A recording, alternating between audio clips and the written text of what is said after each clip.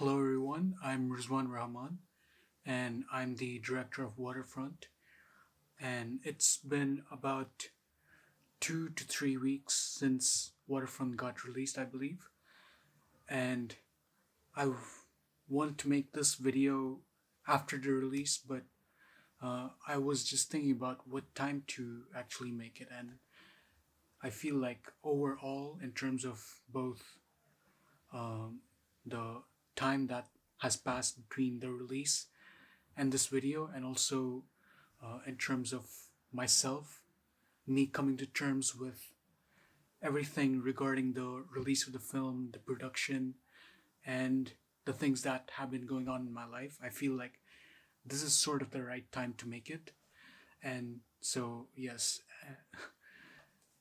this is probably just going to be like a rant rather than a really well, fully edited, fully scripted sort of video because I just want to get things off my chest and talk about the film freely. So if this video feels too long, it's okay if you click away. It's not a big deal. But for those who want to hear my thoughts on the film and also on things like what I'm gonna do with my channel next, what kind of films I might make in the future, uh, sit tight and I'll talk about it. And so, firstly, what I thought after the release was that the film had certain issues, as with most films. I think certain things I already knew that those were problems. Like for example, a lot of people did say about like the Faisal's dad. He looked exactly the same as Faisal, which was kind of an intentional choice, but I thought that in terms of the audience, whether they recognize the Faisal character and the Faisal's dad character, I felt that they would be able to differentiate through the performance, but I think I wasn't really able to completely bridge that gap. So it was a little confusing for quite a lot of people, and you really have to concentrate on the movie and like maybe even go back and watch the same scene over to like really understand what exactly is being said and who's saying what. So that's kind of a mistake on my part. And for uh, the theatrical, I shouldn't say theatrical, but we do have a screening that is coming up. I am planning it with a with another sort of organization, and that I don't know when exactly it's going to happen because in Hong Kong there's a lot of virus cases going on right now, and a lot of people are getting infected. We have gone into closure of like places like cinemas, social centers, and now the things that are open are like restaurants until 6 p.m.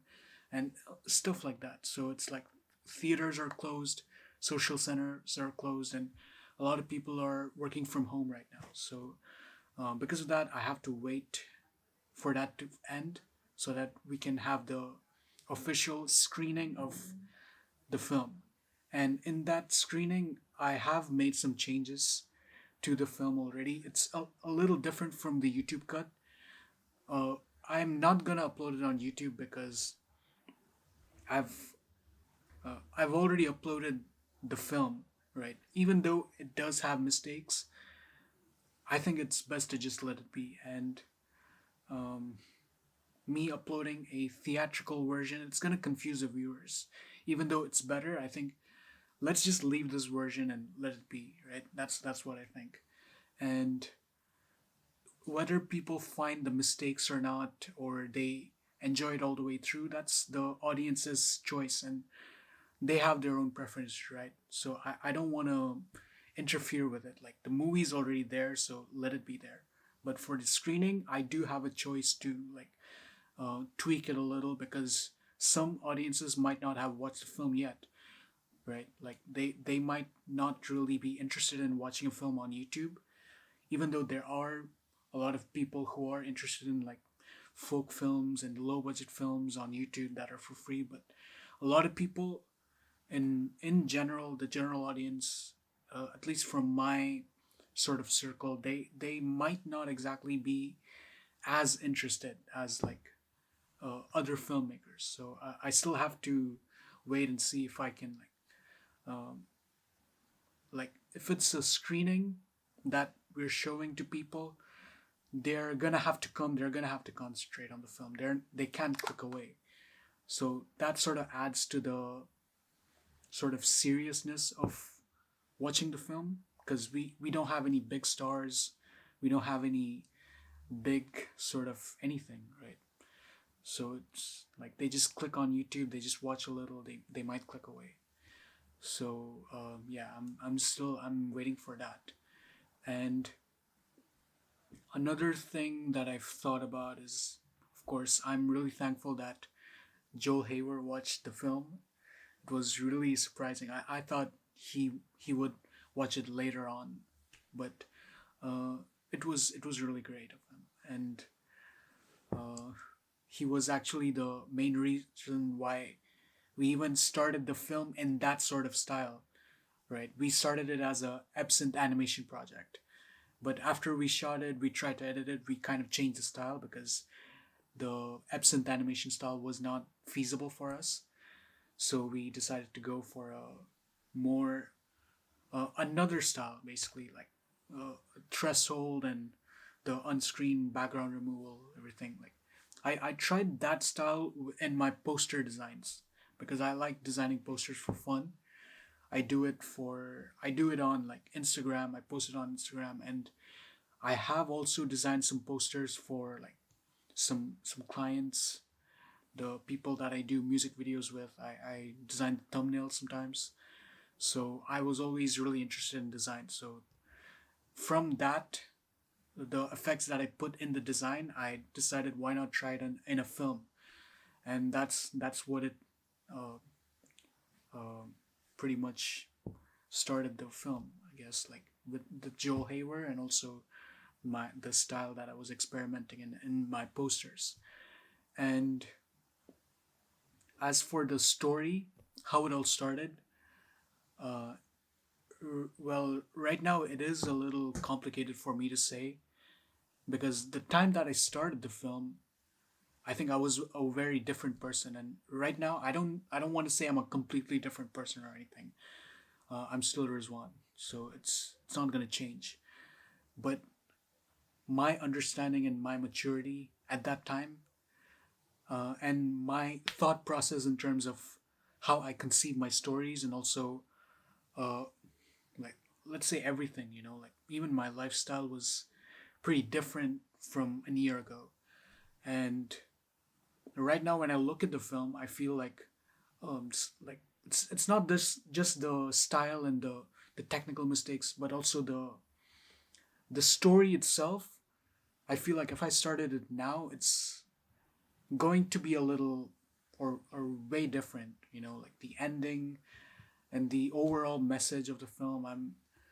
I sort of feel like I've grown from it.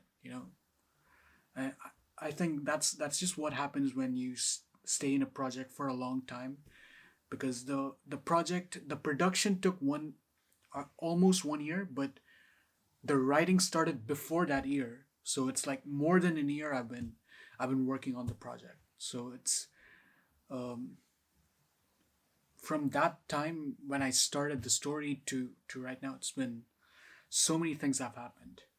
And back to the point that I wanted to say, when I started the project, I started it for a friend, right? Um, Full disclosure, right? But of course, I can't say everything. But one of one, not one, but two of my friends, their stories are sort of included into the film, and I don't want to say who those friends are or how it's connected, but it is very much inspired by true events. And those events, since they're true, they have haunted me for a long time. and I've been quite uh, being in that headspace is really really tiresome, and the that's why the story is, I'm not sure if I can take a story like this again, because you really need to have a lot of strength mentally and emotionally, because it's a heavy story, right? It's a story about struggle, family, and it includes trauma. So it's it's a very difficult story to execute, because I not only had to direct the film or edit the film, I also had to act in it. So that was an even bigger challenge, right?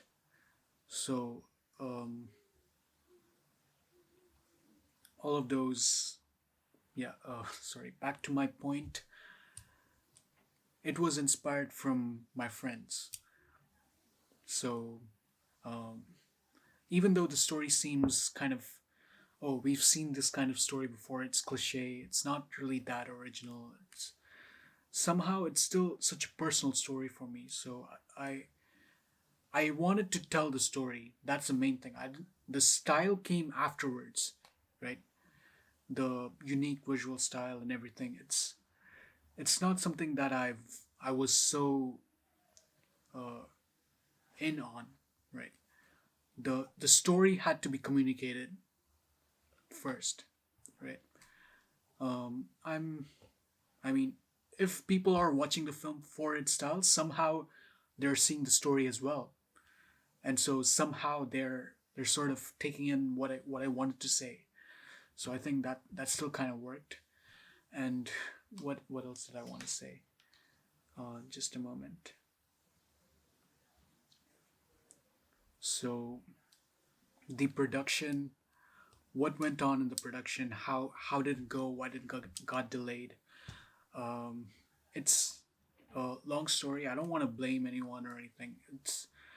It was completely a voluntary project. Everyone who came on the film to act, to edit, not edit, but like help with some of the animation and um, even some of the music, it was all voluntary and nobody got paid.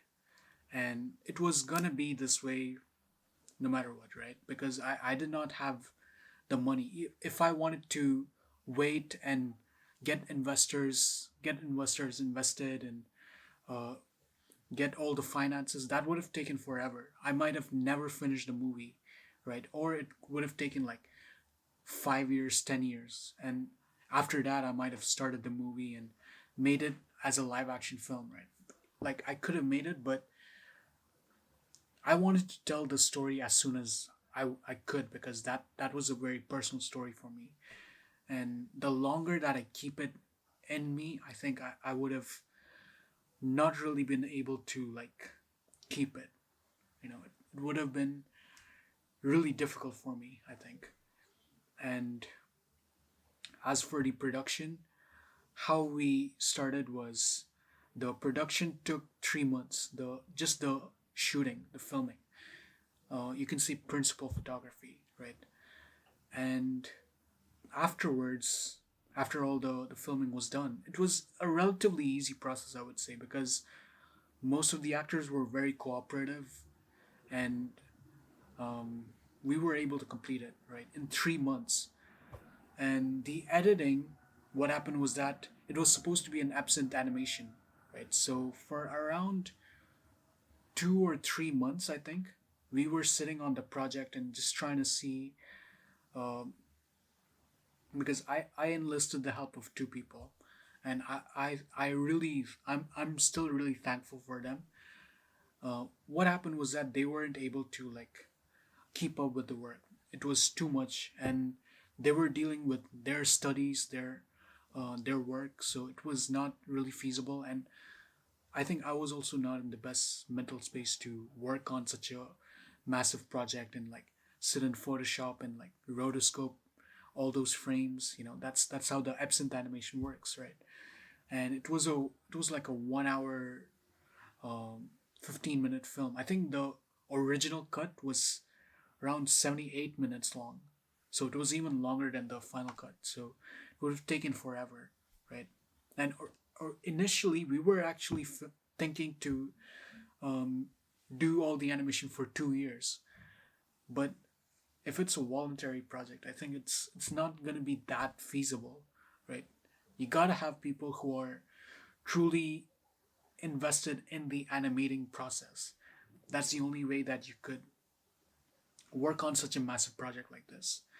So, because of that, it wasn't working out. I decided to start a new project, completely new project, just put it aside.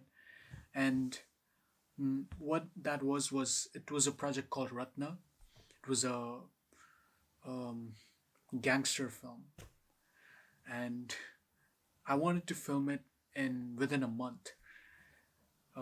And it was a sort of an ensemble film as well. So you can imagine it was almost never gonna work because we were getting volunteers to the film, and volunteers. I appreciate all the help, but it's not reliable, right? If you want to make a real sort of uh, polished film, you gotta make it. You gotta get professionals involved in one way or another, or people who are really committed, really passionate, and really uh, they don't have other sort of works as well. People who are not busy for every single day, then it's going to be hard, of course, to get them into the film because they're not getting paid and they're just volunteering, and they might be tired when they come to the shoot. So it's like you got to deal with all that, and the scheduling aspect is also very very difficult, right?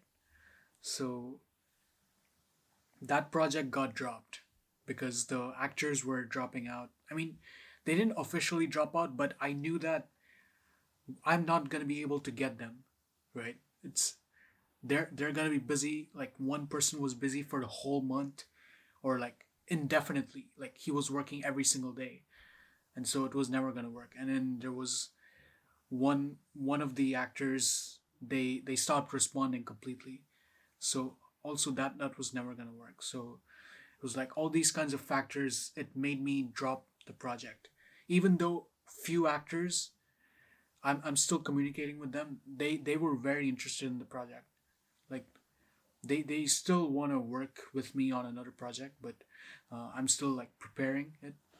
But yeah, it it wasn't gonna work, that project. But anyway, since this project got dropped, I got interested in working on Waterfront again. I'm like, okay, you know what?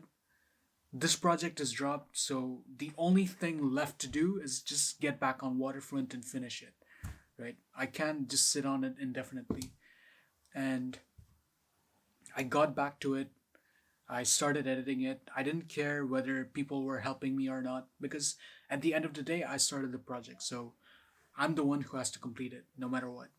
So I sit on the computer. I whatever money I had, I put it into on screen and got the background removal removed and like do all the editing.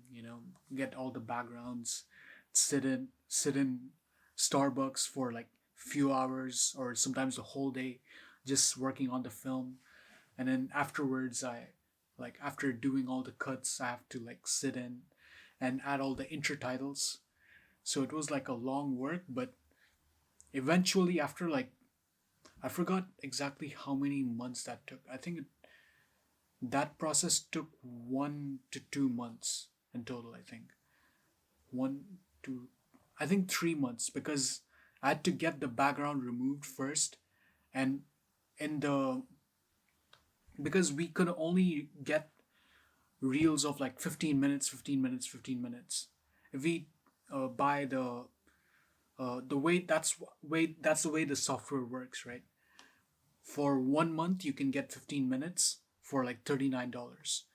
So because of that we break the film down into 15 minutes chunks, and that's how we finish the project.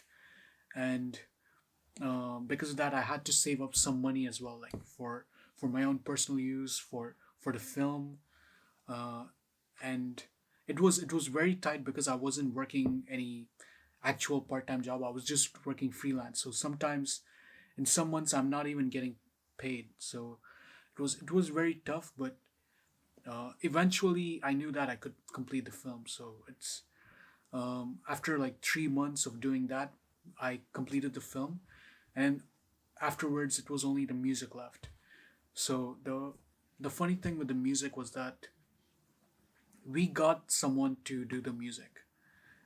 Originally there was someone who was doing the music, but that guy, I'm still thankful for the music that he did. We used it for the theme song, the additional score, and it's great music, right? But it wasn't a complete music, and to make complete music, it's gonna take like I don't know, the pace that he worked in was not really fitting in with me, and also the process in which he worked was also not exactly fitting with me. So it was really not feasible for such a big project.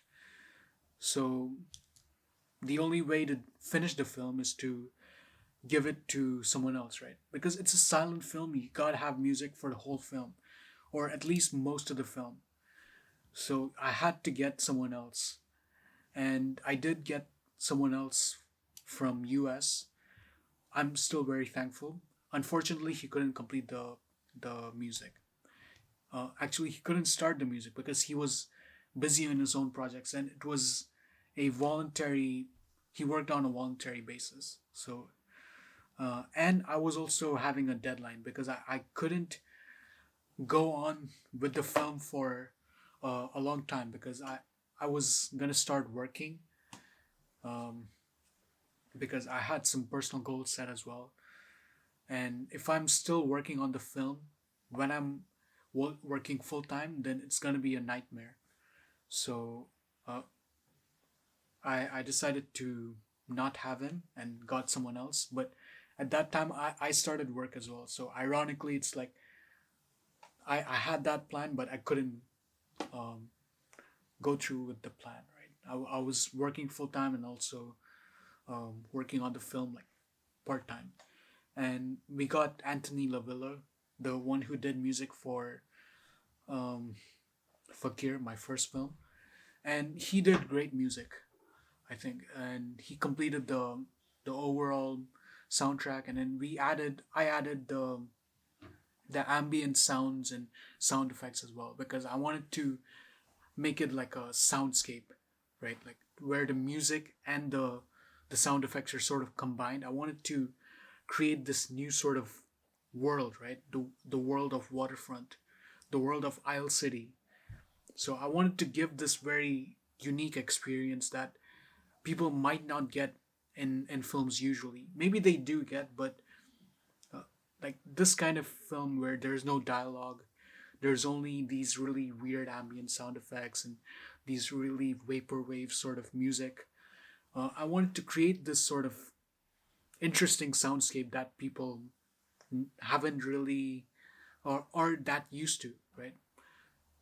So eventually it got completed, and we were gonna have a screening, but unfortunately we couldn't because of the lockdown and the virus things that started happening in Hong Kong. So I mean it's just life, it's just how it is. So um, I decided to just only have the YouTube premiere now, and it's out on YouTube. So I'm so grateful for that, and people have watched it.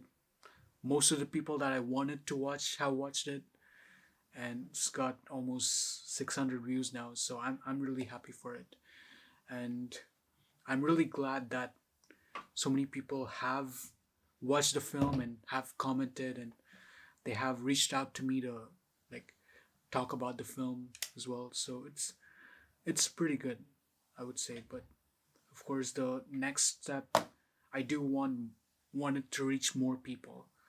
But I think eventually we could. But either way,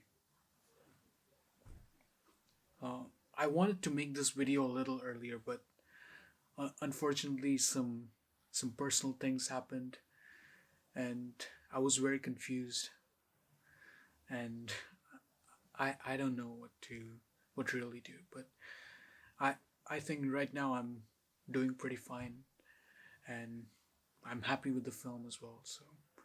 So there's that. And what else did I want to say? Moving on with twist visuals, what am I gonna do? That I'm still like planning out things, but probably I'll have to take a break from taking up really long projects. I'm probably gonna work on more shorter works. I don't want to say short films, but films that are not as intensive as Waterfront. Something that's gonna only require me and certain, like one or two other actors, and something that I could just go out and film by myself, because I want to work with a big crew, but it's very difficult to gather crew and work in that kind of environment. And so the only other thing I could do is like collaborate on other projects, which I'm doing right now. And recently a video got released. It's called The Odd Fishballs. It's a YouTube channel. I would provide the link below. I'm collaborating with them, and uh, and I'm also planning to collaborate with other artists. I don't want to say who, but you might see it soon. And I'm still doing client work, of course. So if you're interested in reaching out to me for editing, videography, you could reach out. It's You could reach out to me by email, or even um, my website, twistvisuals.com. So it's going to be there. And we do have some updates coming of um, sort of how we want to move this Twist Visuals brand into the next step, because a lot of companies are moving into this new space. I don't want to say exactly what it is. I'll probably announce it on like LinkedIn or my website. But if you have followed the news right now, you could see a lot of the ways payments are um, made and everything like that. We want to move to the future as a brand, right? And we I also want to not just keep it as just a film brand, or um, just some guys who make films and collaborate. I don't want it to just be that. I want it to grow as a company that helps people, because that's how it always was. That has always been the main goal. And yeah, I hope to really achieve that in the future. And mm, maybe this right here is a little more personal, but I feel like I gotta say it. I wanted to say that I started making films about a decade ago, right? I was like 12, I think, when I started. And I had another YouTube channel that I was making films in. And that channel is already deleted, but the channel that I have right now, the YouTube channel, I think the first video was uploaded in 2013. That was Twist 3. So from that point on until this, um, we have like 400 subscribers around.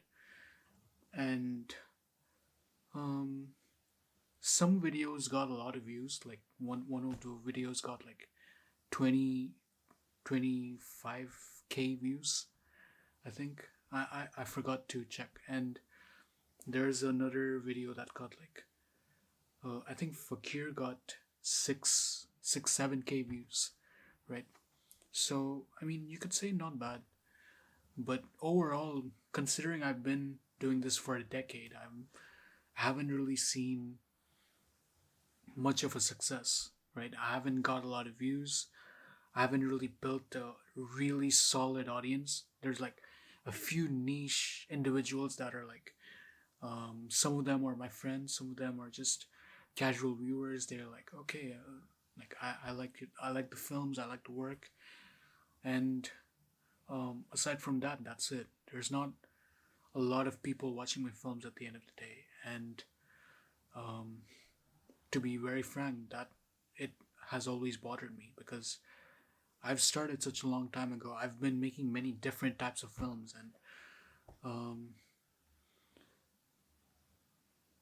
I've been through some things in my personal life as well, and also in terms of just films, there's been a lot of hatred coming towards me as well for trying to make films, both from certain relatives, certain peer groups, peer circles who don't understand the difference between YouTube videos and films. So that bothered me a lot.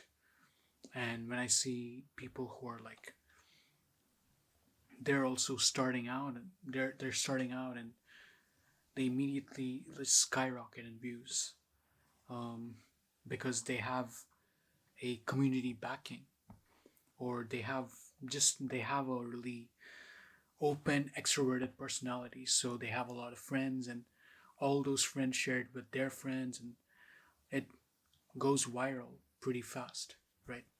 Or at least relatively everyone in their circle watches it and gets like 10K views easily. Maybe not easily, but you get the point, right?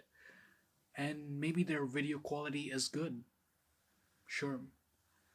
Or maybe it's the same level as mine, but it doesn't get as many views. I mean, mine doesn't get enough views because I don't have that many friends. I have connections, but not as many connections, right? And I definitely don't have a real community backing. And when I say community, like, I don't want to bring in different countries and communities, but let's just say, for example, Americans. Yeah, just for example, uh, all these Americans. There's like one American filmmaker over here, and there's all these Americans uh, within this city that watch this American's film because this guy's the only American, and he has a lot of friends who are also Americans, and they all watch his films and promote it, right? I don't have that actually, and um, a lot of it is my fault as well because I didn't really go out and put myself out there in that sort of way, and even when I did, I failed. But like people weren't really reciprocative of that kind of like, whether when I try to promote it or try to be friends with them, didn't really work out. But you know, works out for some people, and it didn't work out for me. And it's not like I didn't try. I did try, but didn't really work out. Didn't some people were very curious to watch the film, watch my films, but overall, I've really been trying to get this channel and get myself out of this really broke situation, right? Where I don't really have much control over my own life, and it feels like everything I do is the wrong thing, and somehow what other people do, it somehow turns right and it works out for them. And it's not just in terms of filmmaking, it's just like in life in general, like my personal life as well, right? And truth be told, I really am trying. I'm trying my best to put myself out there and trying to be more social, trying to reach out to people more, trying to collab more, trying to do some work, paid work, and also get people paid. Like I'm really trying my best to do that, but quite a lot of it's not really working out. And around 4 years ago, I tried to quit filmmaking, and it didn't really work out because I was very miserable. I was even more miserable than when I was making films. So it's like I don't know what the right thing to do is. I don't know what the right choice is, and I don't know what the right decision is forward. Like, do I just stop making films and just focus on something else and try to build up my other things in my life, or do I do both? Do I um, somehow just forget about everything and only sacrifice everything for films, for filmmaking? I don't know what the right choice is, because um, I'm not sacrificing for other people in a way. I'm mainly sacrificing for my passion and my dreams. But it's not like I only want to make films, right? I want to have a family of my own in the future. I want to build a good network of people that I can trust. I want to have a good workspace, work environment where I'm not constantly stressed out. I want to get good sleep. I don't want to sacrifice my health, because while working on the film, this waterfront, I was really sacrificing my physical health as well. Like, not only my mental health, but also my physical health. And it's still recovering, actually. I don't want to get too much into detail, but I was really eating a lot of junk food, you know, and I was staying up late, stuff like that. And it was eventually affecting my mental health as well. And I was in a lot of stress, and I didn't have work, and I had work. When I had work, I was very stressed out, and when I didn't have work, I was also stressed out. It's quite a lot of things. I don't think I could explain that in one video, and I'm not sure if it's appropriate to explain that to an audience. Um, so, yeah, I don't know what the right choice is, but the only thing I know what to do is just keep it running, right? Keep Twist Visuals running, and I've already done it for 10 years, so what is another 10 years gonna do, right? Just keep doing it, and uh, if it's successful, it's successful. If it's not, then it's just a routine, a habit, so why should it stop, right? So, yeah, that is my rant. If you liked it, please like the video and share the video if you think someone can relate to it or whatever. I'm sorry that eventually I had to talk about some sad things. I don't want to complain. I want to be a happy person, but somehow I want to be honest as well. So I don't know what is the right thing to do, right? So maybe the next vlog is going to be a really fun, happy vlog for everyone to cheer up and watch. And also, the next film that I want to do, I want to make it a more positive film, because the previous two films, Fakir and Waterfront, they were very heavy topics, very depressing, and that's not something I want to do all the time. I want to make movies like Spider-Man. I want to make movies like Shawshank Redemption, and near the end, it makes you feel good, it makes you relieved. I want to make those kinds of films, and maybe in the future I could, and while making it, I could be more satisfied and happy as well. So yeah, that's what I wanted to say. So yeah, thank you for listening, and hope to meet you guys in the next video. Bye.